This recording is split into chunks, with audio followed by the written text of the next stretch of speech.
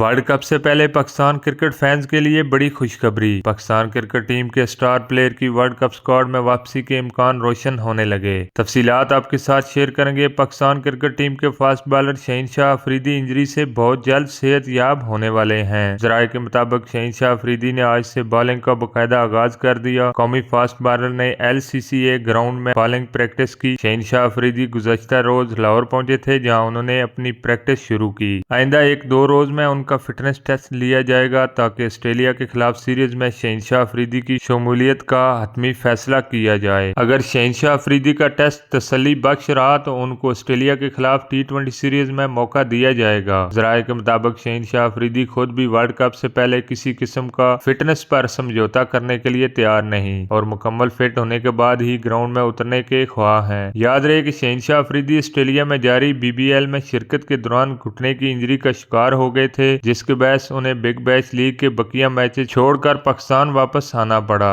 अब अगर शहनशाह अफरीदी वर्ल्ड कप से पहले मुकम्मल तौर पर फिट हो जाते हैं तो ये पाकिस्तान क्रिकेट और पाकिस्तान क्रिकेट फैंस के लिए बहुत बड़ी खुशखबरी होगी। वीडियो आपको कैसे लगी कमेंट्स में जरूर बताएं। वीडियो को लाइक और चैनल को सब्सक्राइब लाजमी करें ताकि क्रिकेट से जुड़ी हर खबर आप तक पहुंचे सबसे पहले।